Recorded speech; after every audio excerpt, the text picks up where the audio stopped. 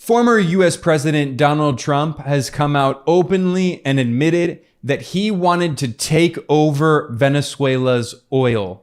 When I left, Venezuela was ready to collapse. We would have taken it over. We would have gotten all that oil. It would have been right next door. The US government initiated a coup attempt against Venezuela in 2019. The Donald Trump administration appointed a little-known right-wing opposition politician named Juan Guaido as the supposed interim president of Venezuela, despite the fact that he had never participated in a presidential election. And now Donald Trump, as he campaigns for president once again, is publicly acknowledging that one of the main reasons for Washington's coup attempt against Venezuela is to take its oil. Trump said this openly on June 10th at a speech for a convention organized by the North Carolina Republican Party. Venezuela. How about we're buying oil from Venezuela? When I left, Venezuela was ready to collapse. We would have taken it over. We would have gotten all that oil. It would have been right next door. But now we're buying oil from Venezuela, so we're making a dictator very rich. Can you believe this? Nobody can believe it. Now, this might not be too much of a surprise if you know that Venezuela has the world's largest known oil reserves. Now, this is not even the first time that Trump has made these kinds of comments. Back when he was president, he did an interview on Fox News in which Trump boasted that the U.S. was stealing Syria's oil, and he boasted that Trump left hundreds of U.S. soldiers in Syria, in its oil-rich territory, in order to militarily occupy the country illegally and steal its oil. And then they say he left troops in Syria. You know what I did? I left troops to take the oil. I took the oil. The only troops I have are taking the oil. They're protecting the oil. I took over. We're taking the oil. We're not taking the oil. Well, maybe we will. Maybe we won't. They're protecting the facility. I don't know. Maybe we should take it. But we have the oil. Right now, the United States has the oil. So they say he left troops in Syria. No, I got rid of all of them other than we're protecting the oil. We have the oil. And other members of the Donald Trump administration made similar comments. Trump's neoconservative national security advisor, John Bolton, spilled the beans right at the beginning of the coup attempt in January 2019. In an interview on Fox News, John Bolton said that the U.S. wanted to control Venezuela's oil and that U.S. corporations were in discussions with the government. We're looking at the oil assets. That's the single most important income stream to the government of Venezuela. We're looking at what to do to that. We want everybody to know we're looking at all this very seriously. We don't want any American businesses or investors caught by surprise. They can see what President Trump did yesterday. We're following through on it.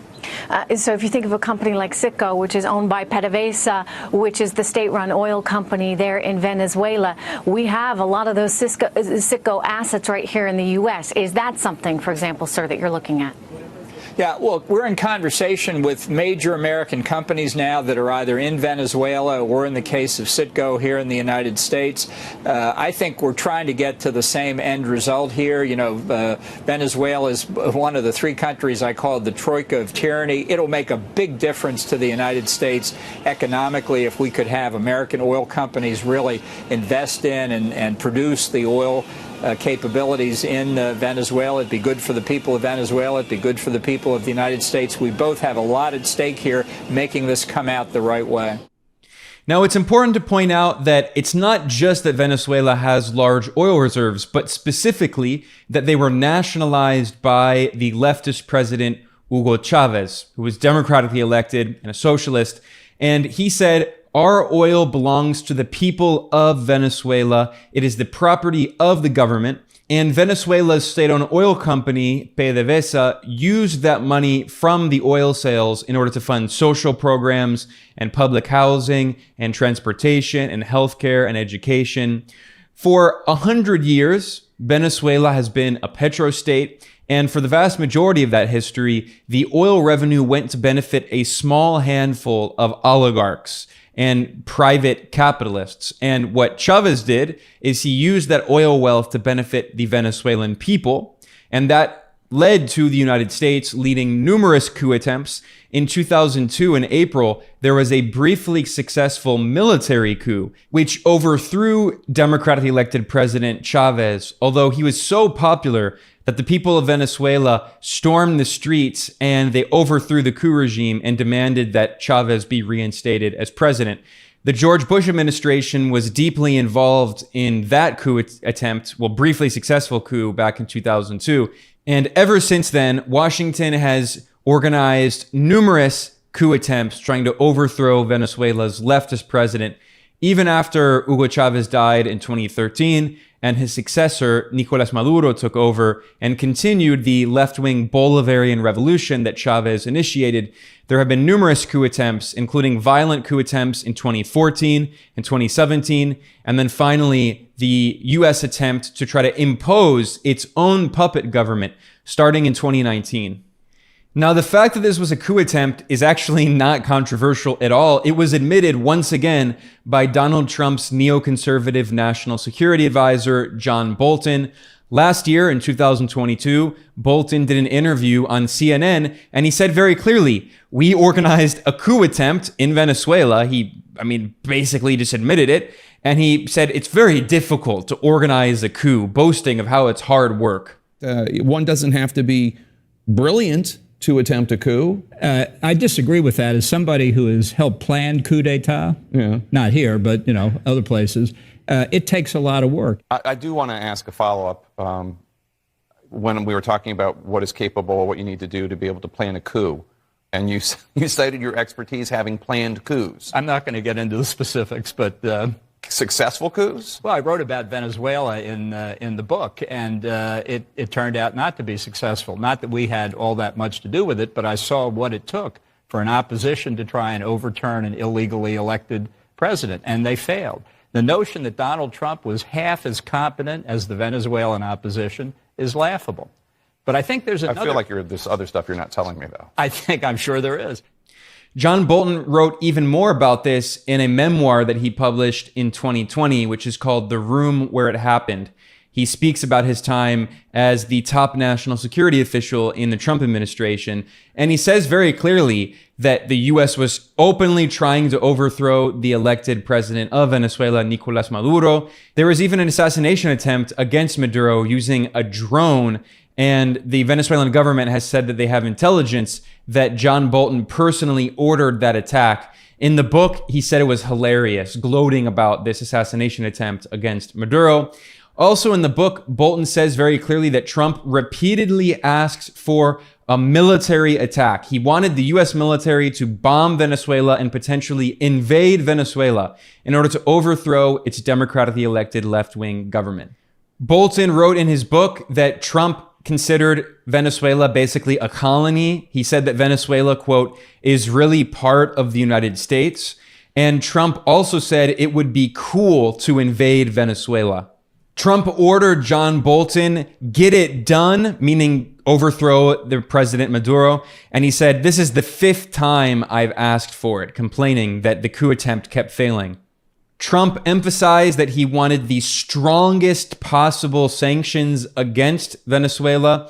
And John Bolton said that Trump wanted assurances regarding post-Maduro access to Venezuela's oil, trying to ensure that China and Russia would not benefit from oil deals with Venezuela.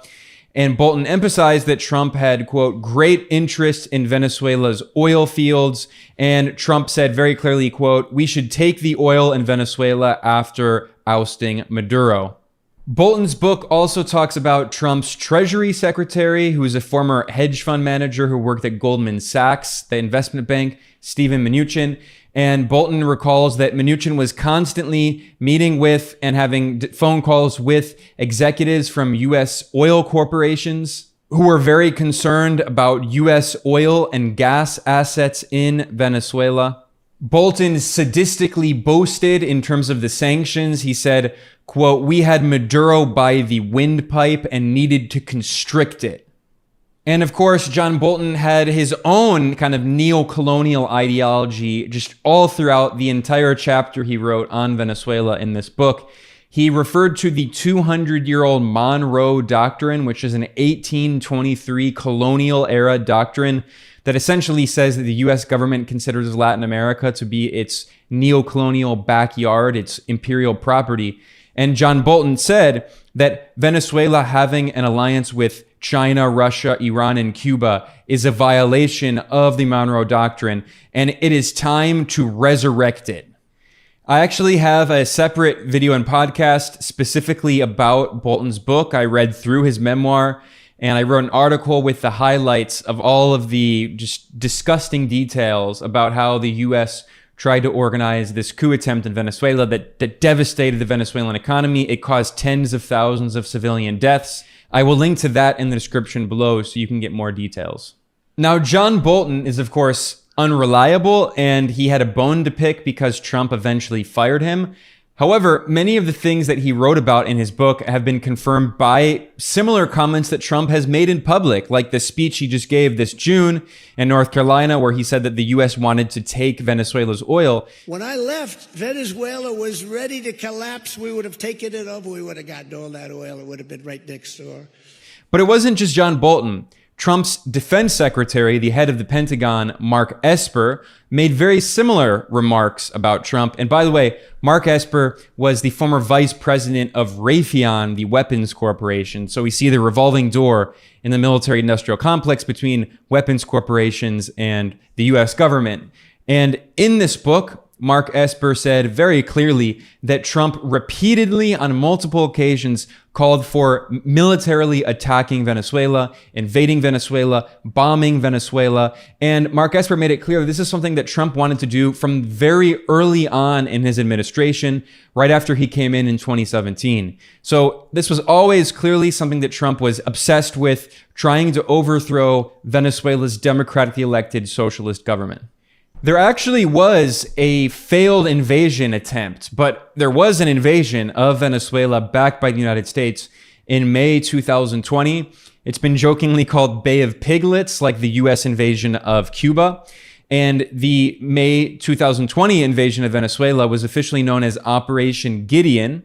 And people involved in planning this botched invasion of Venezuela have admitted that the Trump administration was involved in helping to support it and plan it, and that the CIA was involved along with Colombian intelligence agencies. So we have more and more evidence, a growing mountain of evidence showing how the United States tried this neo-colonial attempt to overthrow Venezuela's elected government.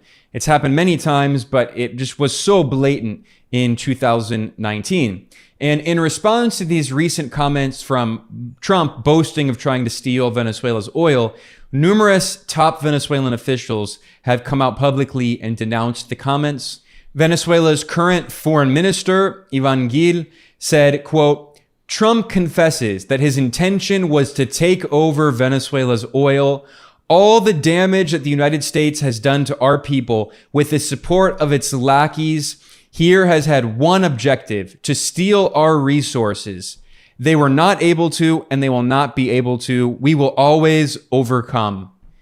Similar comments were made by Venezuela's Vice Minister for North America, Carlos Ron, who said, "What further evidence do we need? Here's Trump confessing that his aim all along was to take over Venezuela's oil. The Biden administration keeps his illegal sanctions policy still in place. Venezuela has and will continue to prevail." Now, this is an important point here because obviously Trump's policy toward Venezuela was just blatantly neo-colonial and imperialist, but Biden has basically continued the same policy. The Biden administration has maintained the illegal, devastating sanctions on Venezuela. According to studies done by well-established economists and social scientists at think tanks in Washington, these illegal U.S. sanctions have caused tens of thousands of deaths. And yet the U.S. government under Biden has continued the exact same policy that Trump had. So this is bipartisan imperialism. Venezuela's ambassador to the United Nations, Samuel Moncada, also denounced Trump's comments. He said, quote, "Trump took the mask off of 60 satellite countries, the international propaganda, and all of those politicians and intellectuals who supported a puppet," that's Juan Guaido, "to govern Venezuela. The only aim has been to pillage the oil of the Venezuelan people. How shameful. This is the confession of a criminal." So he's referring to Trump as a criminal. And when Moncada, Venezuela's UN ambassador, said 60 satellite countries, he was referring to the other countries that recognized Juan Guaido, this unelected US puppet, as the supposed interim president of Venezuela. Now, finally, Venezuela's former foreign minister, Jorge Arreaza, who was foreign minister during the 2019 coup attempt, he pointed out on Twitter, he used a legal term that's popular in Spanish, which essentially says that Trump is admitting through this confession, he's admitting to being guilty. This is evidence of his crime. And Arreaza said that the international justice system must act. So meanwhile, we see that, the International Criminal Court is completely biased and basically controlled by Western governments, and they have done nothing to bring about justice for Venezuela. And here you have the former president of the United States admitting that they wanted to steal Venezuela's oil. Now here I want to provide a bit of my analysis. There's never one simple reason for a US war or invasion or coup attempt or sanctions. There's often multiple reasons. So I don't want people to think that the only reason the US has been obsessively trying to overthrow Venezuela's government is because of the oil. Now, of course, oil is a very significant reason among other reasons. And there are academic studies that show that if a country has oil, there is more likely to be a US military intervention or war. So obviously that's a factor. But I think I should point out that Cuba is a country where the United States has constantly been trying to organize coups, and the US had a failed invasion and has had illegal sanctions, a blockade on Cuba for more than 60 years. Every single year at the United Nations, almost every country on earth votes against those illegal sanctions, the illegal blockade in Cuba, and yet Washington continues. But Cuba doesn't have oil. In fact, Cuba doesn't really have any significant natural resources. It has sugar and agriculture, but it's not a major resource hub like Venezuela, which has oil and minerals. So there's multiple factors. The reason that the US has obsessively tried to overthrow Cuba's government is because it has a revolutionary socialist government that has supported anti-imperialist struggles around the world and that has a system of international solidarity through its doctors program. It's the threat of a good example, which the US is always trying to crush. Another example is Nicaragua, which has the Sandinista government, another democratically elected socialist government. And it's not like, Nicaragua doesn't have oil, it doesn't have natural gas. But in 2018, the US backed a brutally violent coup attempt that failed, but hundreds of people died. And since then, the US has imposed multiple rounds of illegal sanctions trying to overthrow Nicaragua's government. So again, oil is not the only reason that the US was so obsessed with trying to overthrow Venezuela's government.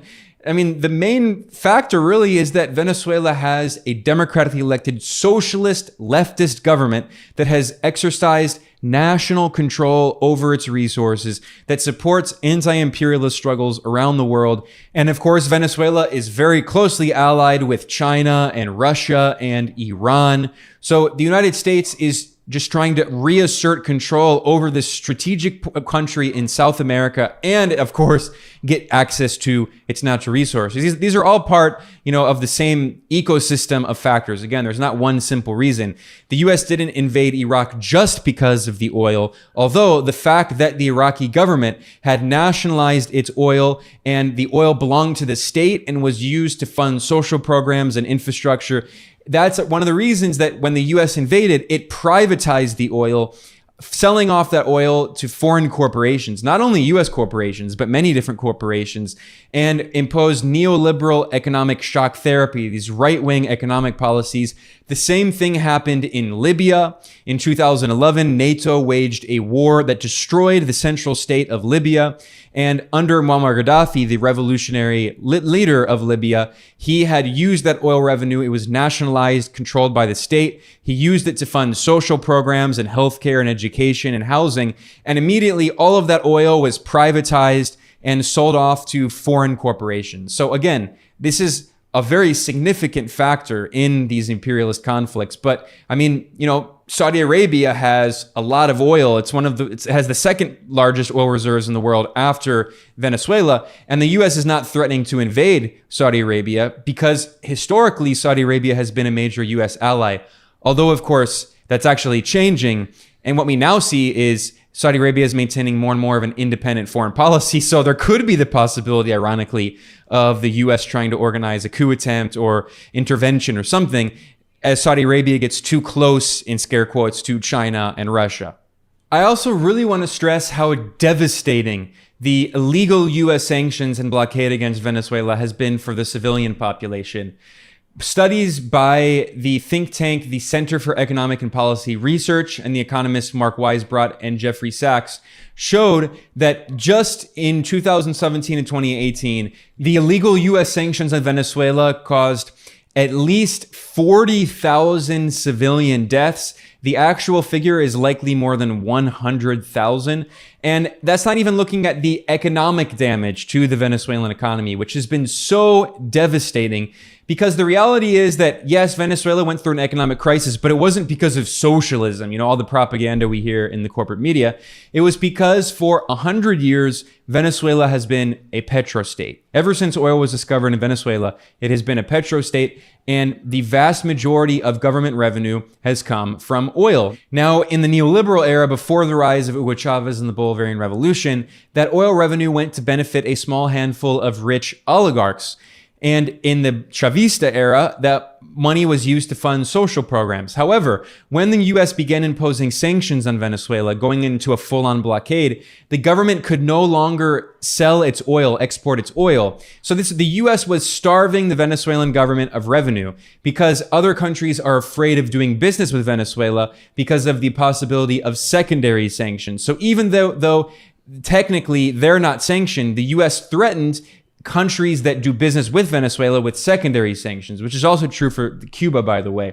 So this meant that Venezuela couldn't export its oil, and the U.S. government boasted about this fact.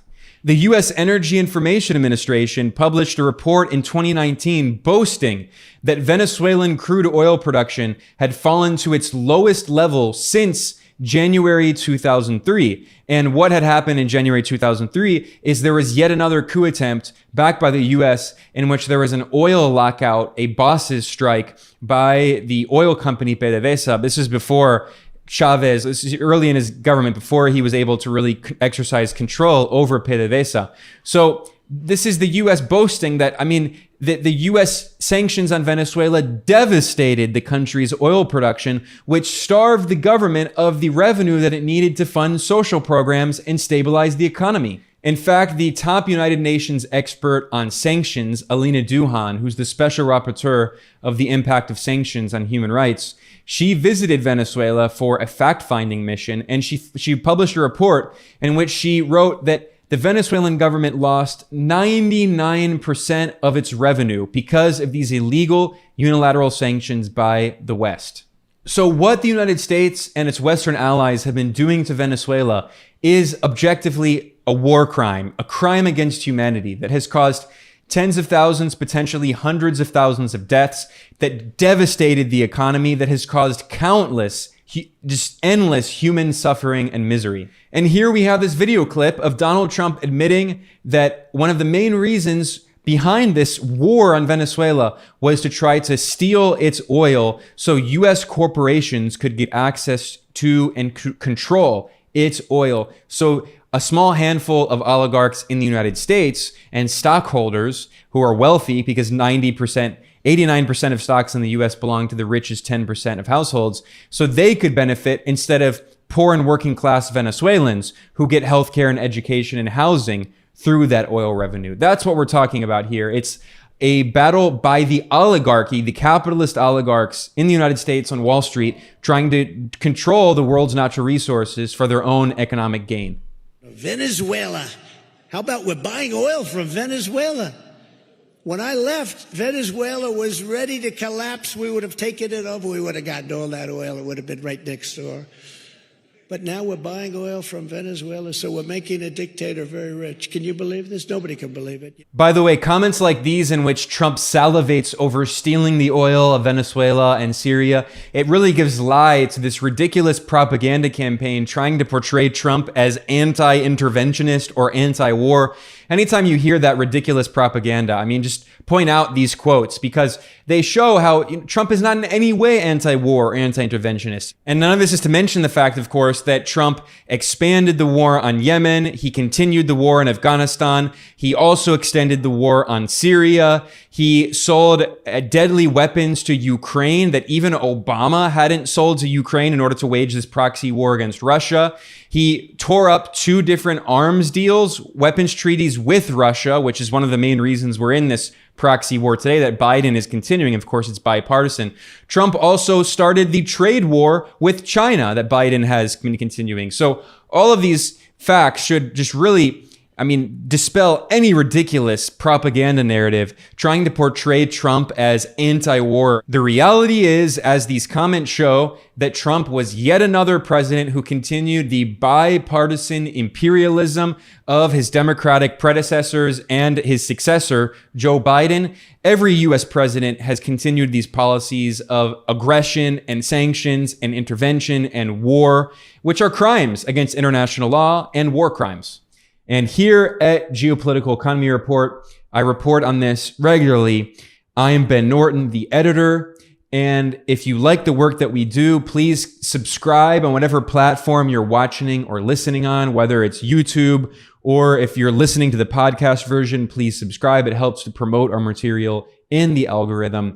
And if you also want to support our work, we're completely independent. Please consider going to geopoliticaleconomy.com/support. And there are multiple ways to support us. The best way is you can become a patron over at patreon.com/geopoliticaleconomy. And that really helps go a long way. We have no big sponsors. We have no institutional support. We rely entirely on small donations from listeners and viewers. Again, I want to thank everyone. I'm Ben Norton. This is Geopolitical Economy Report. I will see you next time.